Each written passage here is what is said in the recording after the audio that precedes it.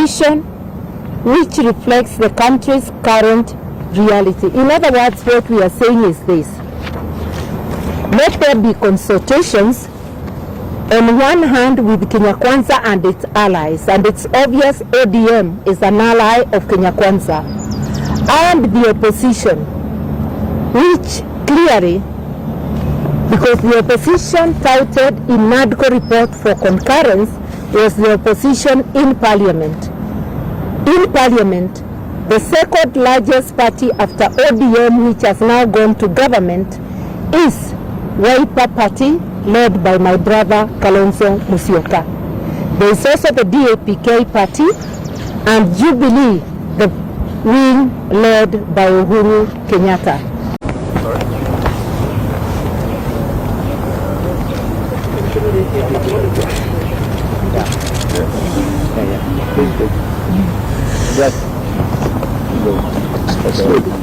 Ladies and gentlemen, good afternoon. And we'll be requesting Honorable Martha Karua on behalf of our team to now deliver the statement. After that, we'll be available to take a few questions from your side. Thank you for your patience and understanding. Thank you.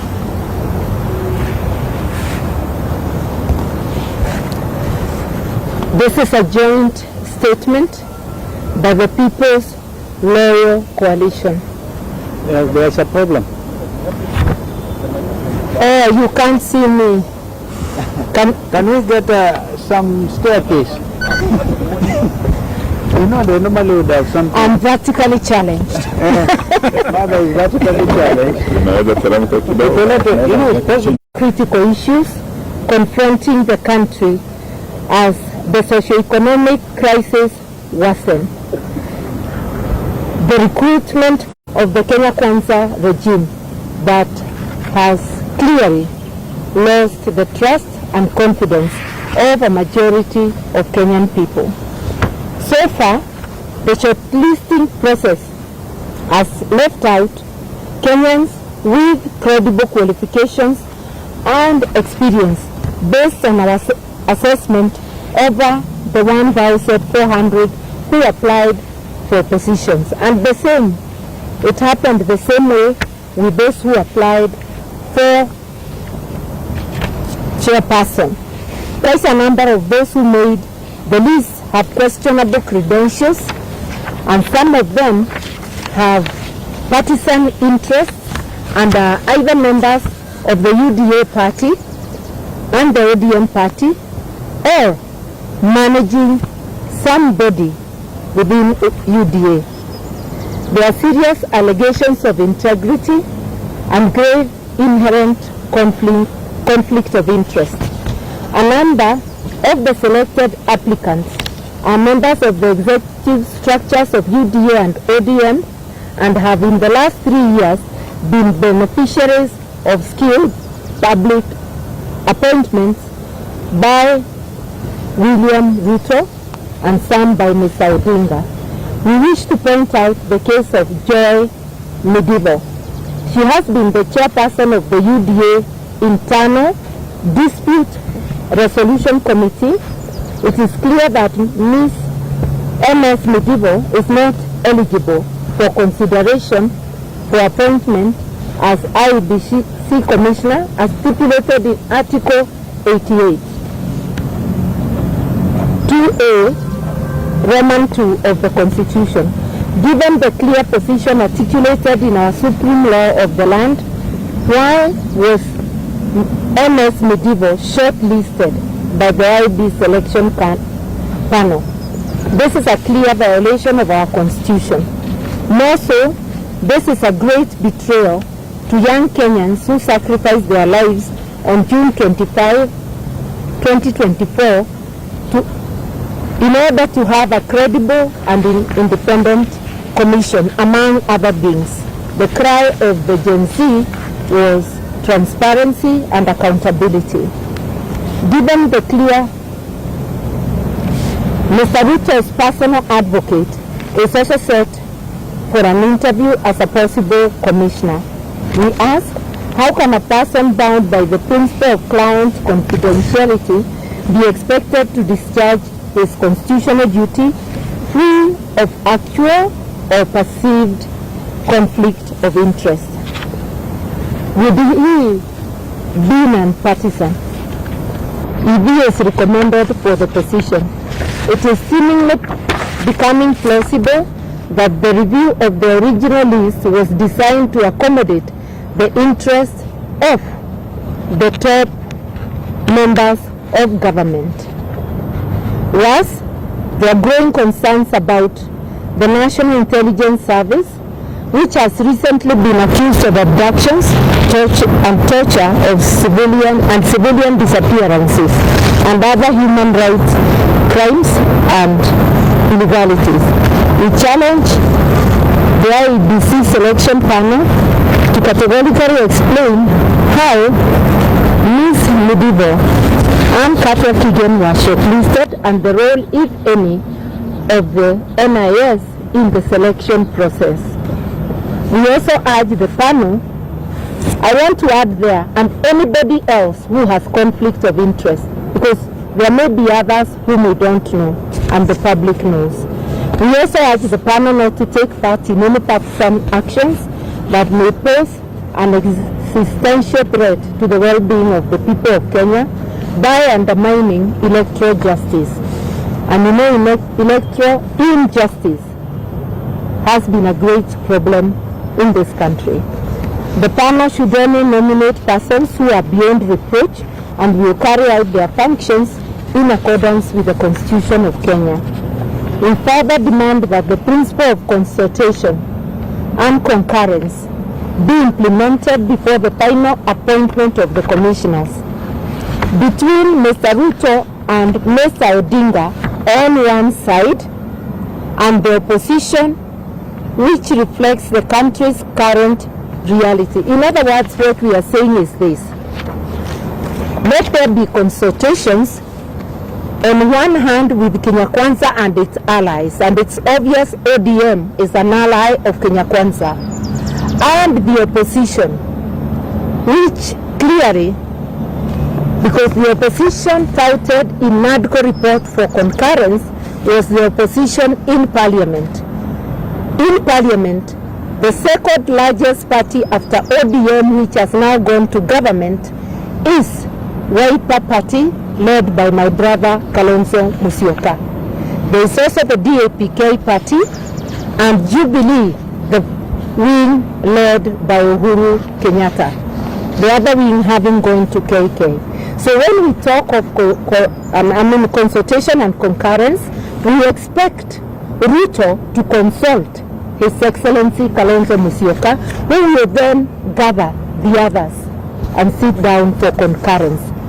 Any appointment of the chairperson or commissioners without reverting to the opposition is totally unacceptable, and we will take whatever action is available to us, legal and political.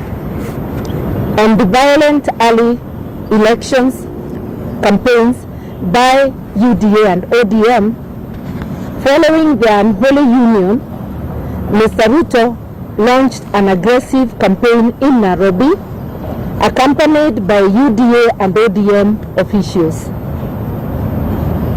The disruptive early campaign featured marauding gangs who went on robbing and mugging sprees against unsuspecting Kenyans going about their everyday life under police protection.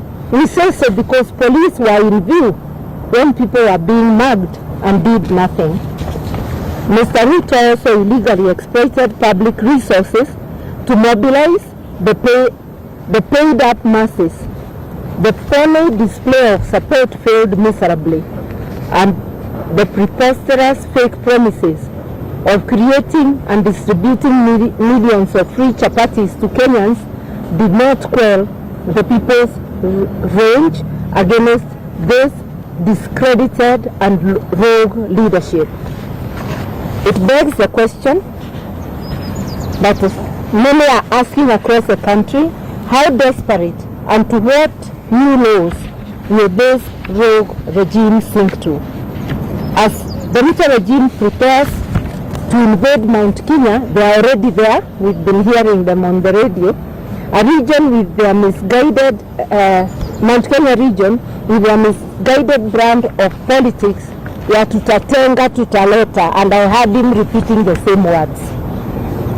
We demand that common decency, basic courtesy and civility and decorum, terms that appear unfamiliar to Ruto and his ilk, that they should replace their vile and violent brand of politics which they recently introduced in Nairobi. We are cautioning him. Do not take thanks to the people of Mount Kenya and to any people in this great country of ours. Go to the people if you believe they have given you mandate and your mandate is still current. Go to them without having to mobilize thugs, without having to bus people to go and clap for you in a place they don't belong to. Finally, we call on citizens of Mount Kenya region to remain peaceful and patient and not to be goaded by the bad, insightful and hateful behavior of this discredited regime. We also have an issue with the Nairobi County government, which has recently declared Nairobi River Corridor with its demographic implications. We express our strong reservations on the declaration by the Nairobi City County on March 6, 2025 that proclaimed the Nairobi River Corridor as a special planning area, SPA. This will affect private properties to which people have titles. It will affect properties from Naivasha Road to Ruai, including along the tributaries of Nairobi River.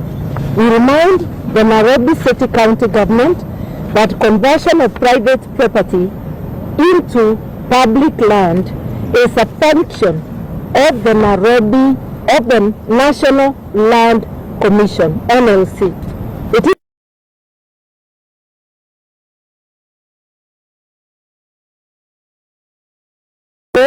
of the National Land Commission through this illegal and unconstitutional declaration.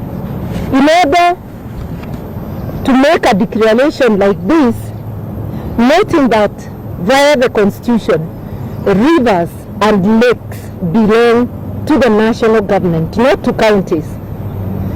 Therefore, if there is an idea to create this corridor, it must originate from the national government with a cabinet memo, with the necessary policy documents, and most importantly, there must be public participation and parliamentary approval. We categorically say that this move will change the political and demographic arrangement of Nairobi and must not be taken lightly. The People's Royal Coalition will defend the interests of the people of Nairobi legally and politically. We thank you. Well done. Some water for So I think we can take some questions, a few questions you may have. I'll invite, yes, we can take three, then I'll invite His Excellency Justin Kalonzo Musyoka to come and take this. Oh, I assume the question is directed at if it's a mother, we can still go. You can shoot, We can still answer. Tumejua sasa mchakato wa kuchagua sauti kidogo. IBC ndio sasa. Sauti kidogo. Ona mwezi sitisha labda kupitia oda ya koti na ngoja mpaka siku labda ya chama itakuwa inaendelea. Huoni kama labda hiyo itakuwa inapoteza muda? Yet you have a time now to do something like that. Stop the process. I think the second one. Yes.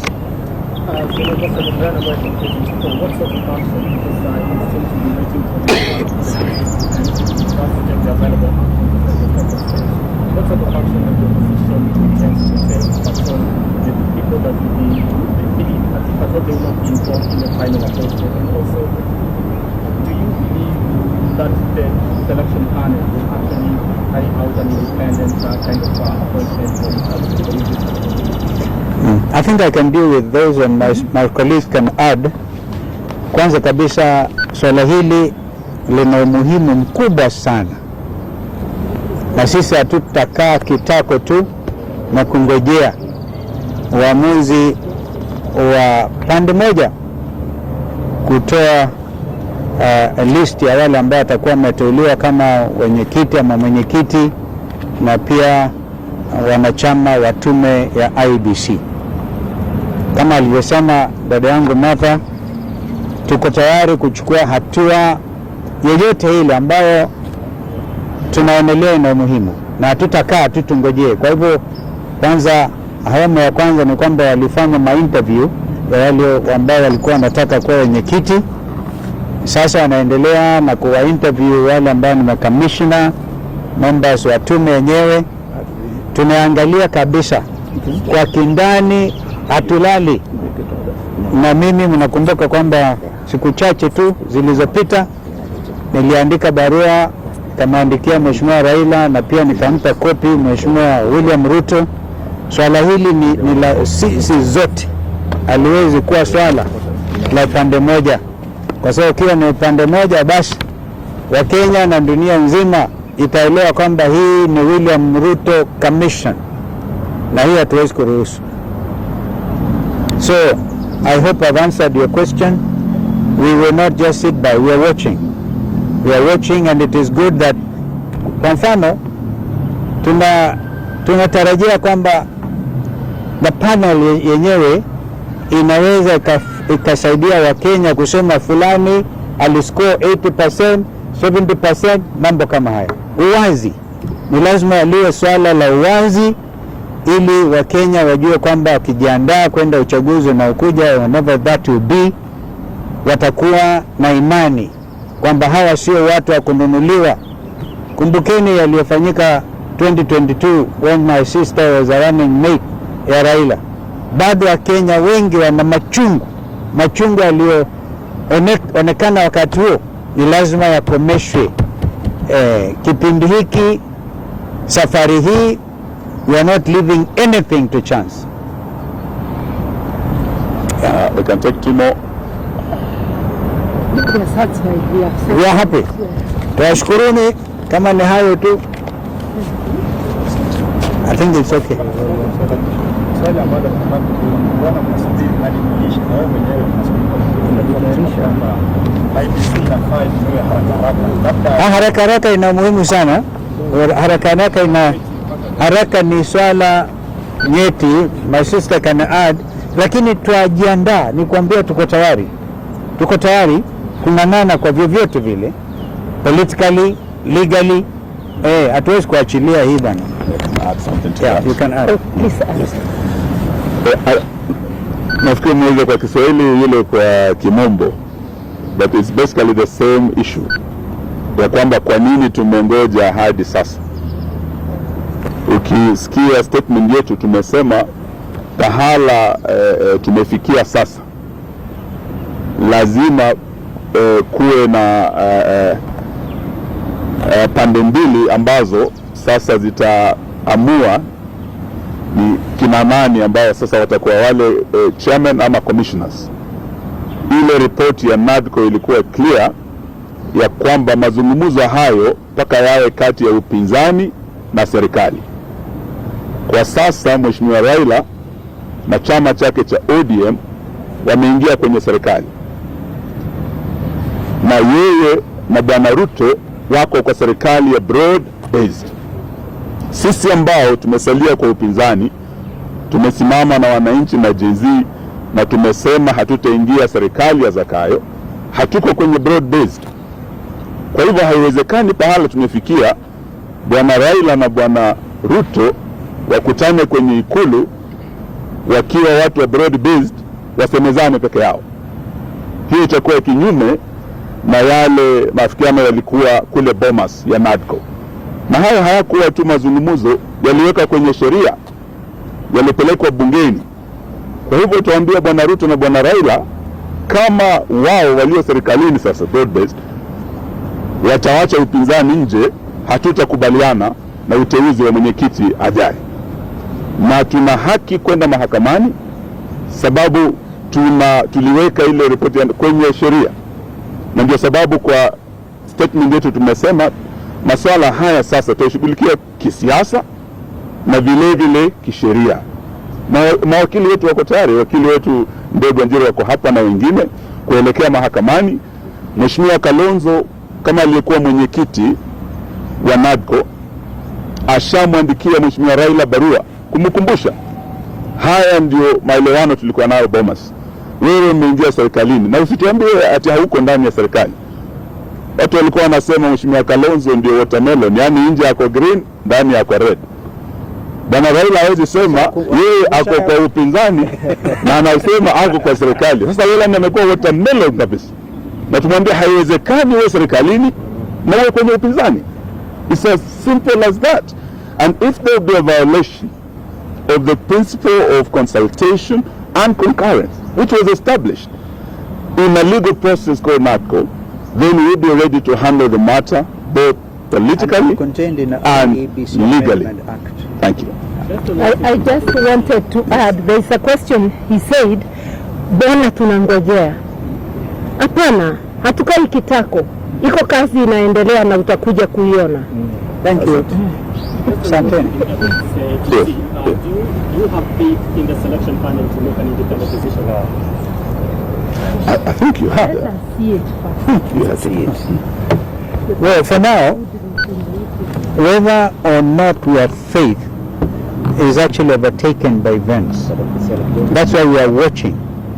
You see, the process that we went through, for example, to get included only one name of Ambassador Kofi Moli, the kind of mud we were dragged through. And we said we cannot afford to wait. Let us see the product they come up with.